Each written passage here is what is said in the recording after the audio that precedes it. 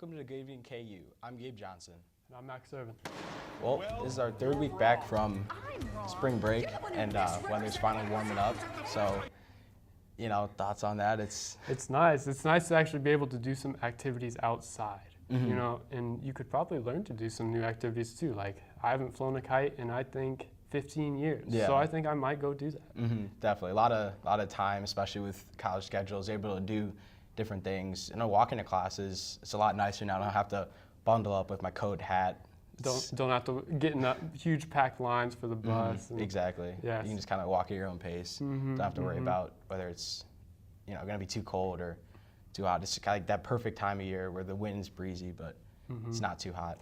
Yeah, the humidity is toned down by the wind, and the humidity still keeps it a little warm so we don't freeze to death. So it is very nice.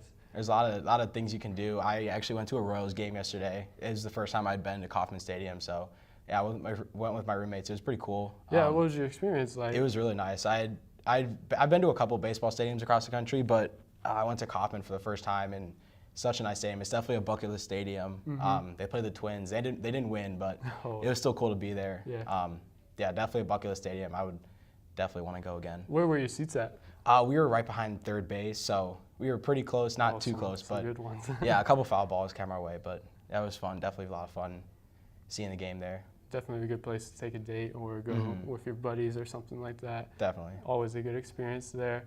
And then now that the weather's nice, we can actually have some activities and posts on Westco Beach, which is nice because we had our football coach was there today, Mr. Les Miles, and he was hanging out. He was playing cornhole with all the just kind of hanging out with the students, giving activities. Yeah, definitely. He's been doing a lot for the community in Lawrence and KU. Recently, he was at Westco in the underground buying students lunch last week. Just yesterday, he was at 4 different sorority houses, inviting them to the spring football game. So, really just kind of reaching out, getting everyone excited for football season. Obviously, today he was at Westco Beach playing with students, just having a good time. And that's awesome just because, he's creating that, positive environment on campus and, getting everyone excited for football. Yeah, he's doing a really good job, not just with football, but just getting the whole student community involved. And he knows what he's doing. Definitely. Yeah, it was great. He's a pro. He's been around. For sure. It was a great hire. And he just knows what he's doing. Most coaches would come just kind of focus on football, get everyone excited for football. But the fact that he's come in his first couple months, football, hasn't been like the only thing he's been doing or talking about. He's been, hanging out with students, creating, that positive environment, which is fun. And it makes people want to come to football games and, lots to look forward to for next year. Hopefully we'll be able to turn that corner. Definitely. Now, I heard you're working on a project. You write an article. Can you tell us a little bit about that? Yeah, so I was writing this article about the Baker Wetlands, which is the marshes kind of south of Lawrence. If you go on K10 Highway, you'll see them there. And they're very diverse. It's a very diverse wetlands. There's kind of a little bit of controversy to it regarding that highway because it goes right through it, unfortunately. But yeah, so I was been doing that, just kind of delving into the history of it, how that decision kind of became possible, and it's been very interesting to say the least. What are people's people's what are people thinking about this? Well, there's one perspective is that that highway creates it makes it easier for traffic in Lawrence, like downtown Lawrence, because sometimes that can get really congested, and the highway just offers a really easy way to get past that. But then on the other hand, people are saying that, some people say that since it splits up the marshlands, that can be kind of dangerous to the ecosystem. It kind of destroyed some acres of the ecosystem as well as they were building it. And they've done steps to try and mitigate the damage that was done to it. And fortunately, that restoration process is going pretty well, but it just putting a bridge there or putting a highway there just kind of takes it out a little bit. It's a national natural landmark, so it's just kind of weird to have a bridge going right through the middle of it.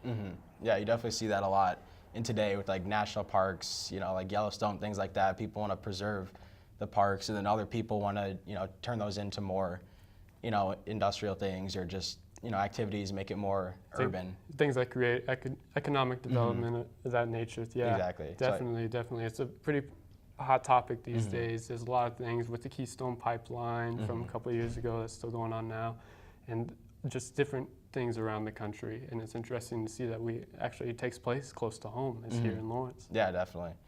Yeah, I've been to a lot of parks, things like that, nature. I went to the Grand Canyon last summer. I've been to Yellowstone once, so it's really cool to see those things and have them. But then at the same time, you can kind of see both sides why people would want to, change it, make it more, urban and stuff like that. But then also see why people would want to keep it, just because it's so beautiful seeing like all the nature and wildlife while there's still so much going on with the city and everything. Yeah, it's nice to have those sites untouched, but sometimes, the city and state governments, you have to make tough decisions. And, we live with the ramifications of those decisions, so. Yeah, it's definitely great for like tourism, brings people all over the country, out to, Kansas or just anywhere. Makes it enjoyable, more things to do. And it's, just very different, because you could go to this Kansas City for, sporting events, food, just things like that you would do in a city, but you can also, if you want to, chill more a little bit, go to, these parks. Enjoy the quiet a little bit exactly. more. Yes, it's good to have both. But college basketball picks up again on Saturday. Big upset not necessarily upset, but big game with Michigan State beating Duke. A lot of people had them going all the way. Yeah. I did. Very surprising. Who was your pick? I had Duke, but with them going out, I could see really anyone. All the teams look good. It's nice to have a Big 12 team in there with Texas Tech, but it'll be a good weekend. Lots of good games coming up. All right. Well, that's all we have for now. We'll be right back with our break. Here are our guests next break.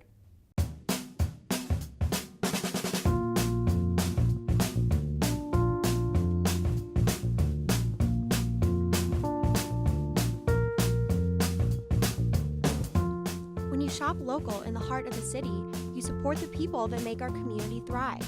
The money you spend here stays here, in this place we call our home. Lawrence, Kansas, where there's good old-fashioned hometown pride.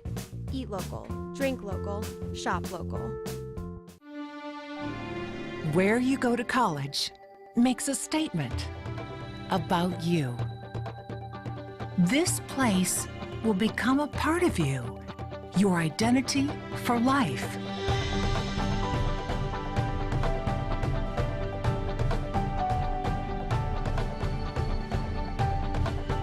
The University of Kansas. A great place to be you. Hi, I'm Molly Whisker, host, and I am here with Peyton and Rachel, a couple of ROTC Army cadets, and they're going to be talking about the Ranger Buddy that's happening this weekend and their experience with it, and a little bit about what they do here at KU. So Rachel, if you'd like to start us off talking about what you do, like what you study, and a little bit about your experience with Ranger Buddy. Hi, my name's Payeton Sellon. I'm a psychology major here at KU. This is my 3rd year in Army ROTC, and this is my 3rd year competing in Ranger Buddy Challenge. Awesome. So what has your experience been like with Ranger Buddy? Like, what do you guys do? How do you prepare for it? So we start preparing for it when we get back for our spring semester in January, and we do physical and technical training every day to prepare for this competition in April. Awesome. Okay. What about you, Rachel? Just like the same question. Yeah. She basically answered both of them, but my name is Rachel Witt, and I'm studying exercise science, and this is my 2nd year here at KU. And this is my 2nd year doing the competition. Okay, awesome. So then, if you want to talk a little bit about what Ranger Buddy does, like the qualifications, or I don't really know anything about it myself. So what is happening during the event? So during the event, it starts with a 15K road march, Oh, wow. so it's about a little over 9 miles, and we're rucking around with basically backpacks full of 35 pounds. My gosh. So you're doing that as fast as you can. You have 2 hours and 20 minutes is the max time you can take. Okay. And then once you finish that, you'll go immediately into the lanes, which include, this year it's 19 different tasks, Wow. all to infantry standards. They include different weapons, taking them apart, putting them back together, doing a functions check on them, make sure they work. We have maps. We do stuff with maps. We do medical stuff, so bleeding and tourniquets, stuff like that. Wow, okay. So you said you have done it 3 years. Yes. And then you've done it for 2? Well, this will be my second year, but I have done it 1 year. Okay. So have you noticed like any changes between prior years to now, or do you know what to expect this year coming up? I definitely say, think I speak for the both of us, is rucking definitely is acquired. Okay. So when you first come in, it's your first year, you're like, oh wow, this is a lot. Don't know but what then, to expect. Yeah, really. but then getting some experience in, it becomes easier and you know how to train better for it. Awesome. So I guess if you guys want to talk about what's your favorite part in preparing or the event itself, and then I heard you mention teams, so how are those teams divided up? Is it by skill level or gender or? Mostly it's skill level. Okay. So with the it is both gender and skill level. Okay. So for the genders, it's like so we hold a qualifier, and say the first male and there's the second male, those usually are going to be the people that are in the team. Okay. And maybe the third male and then like the fastest female could go together. Awesome. And then the fastest 2 females could go together. It could just change based on how well the teams might place, or if they're too competitive against each other. So we want to be able to kind of spread it out throughout male, Evenly, female, yeah, and co-ed okay. teams. Awesome. So like I asked before, what is your favorite part of the event? Preparation probably seems a little rough, a lot of practice, Preparation-wise, mileage. I'd probably say we do a team breakfast the Okay. day before the competition, Fun. and that's my favorite part because we've just been working so hard, Right. and to be All able your to- work is about Yep. to pay off. and we know it's about to pay off. So it's Yeah. just talking through strategy and stuff, and it's always a good time. Okay. And then once we get to competition, it's out at Rimrock Farms, Mm-hmm. which is about a 3-mile loop. And so my favorite part is every time I cross through it, there's a big fan section there waiting Get for to us. cool off for a minute. So there's a bunch of cheering and yelling, and we'll grab some gummies or whatever we need to keep awesome. going, Okay. and then keep on rucking through. So, okay, so you said a big fan section. Is that like pulling in a ton of people? Or like how many schools are competing in it? Is it just you versus Mizzou, or? I want to say last year there were around 30 schools, 30 okay. schools, could have been more. So that's pulling people from all the around Midwest? all around the Okay. country. Country, I think okay. we've had Awesome. people from far east of New The coast, York. I want yeah. to say New York, and then we've had some people in Nevada. I think somewhere around there. I could be wrong, but yeah. But for me, my favorite part is crossing the finish line. Yeah. Finally done. You've been training for months, and all that hard work has just been put out there, left out there, and you're done. Yeah, that's and great. it's a great feeling. It's crazy to think about. We spend almost a whole semester training for it, and Right. then it's 4 hours of putting it all to use, and then Right. you're done. Yeah, that's really great. It's very rewarding. Awesome.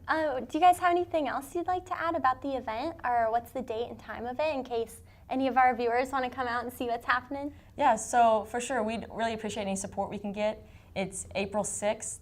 The females and co-eds step off at 6 a.m., and then the male teams step off at 10 o'clock. It's out at Rimrock Farms, and any support, even if you just want to come for a couple hours, it's very appreciated. Awesome. Well, thank you, ladies, so much for coming in. I wish you the best of luck. I hope we do well this year.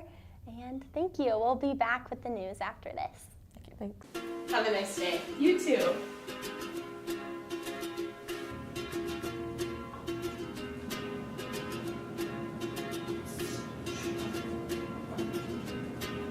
Have a great day. Thanks. You too.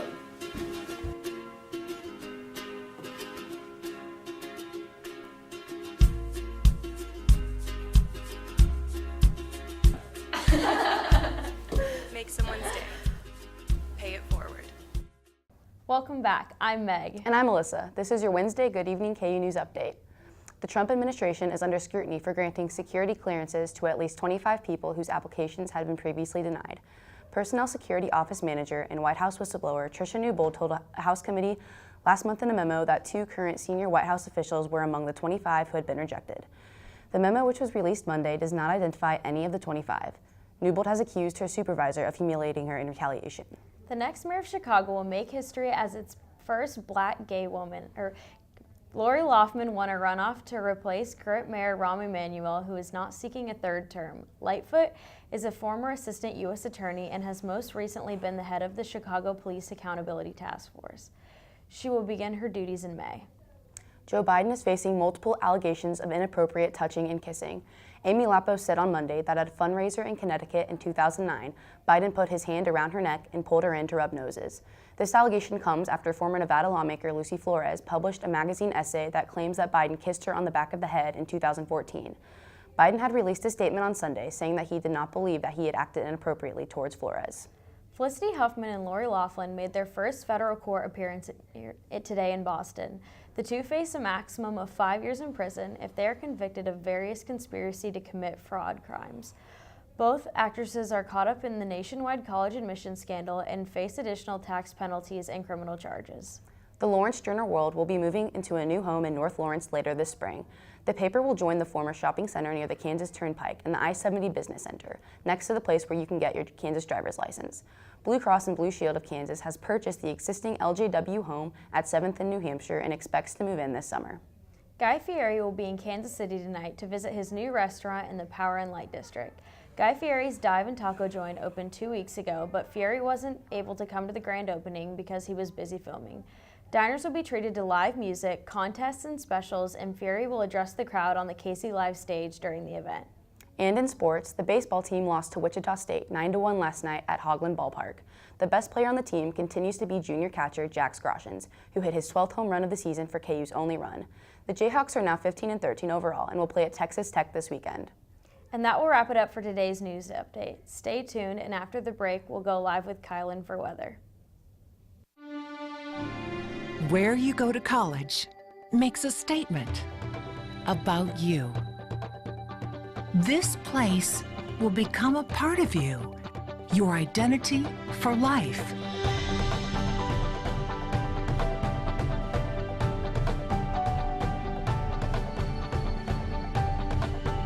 The University of Kansas, a great place to be you.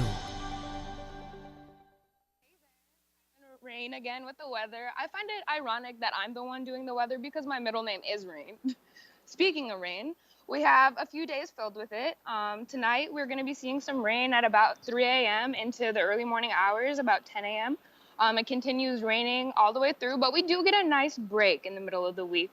Friday, pretty sunny with some clouds. We're looking at 60-degree weather. Then it moves on to the 70s, and then we drop back down into the 60s and 50s following this weekend. It looks like the days of snow are long gone, and we won't have to worry about bundling up or snow days anymore. As you can see out here, it's beautiful. There's a light breeze, just enough to keep you cool. I'm wearing a t-shirt, so get out and enjoy the weather. Tune back in with us on Wednesdays at 5 p.m. Thanks for watching.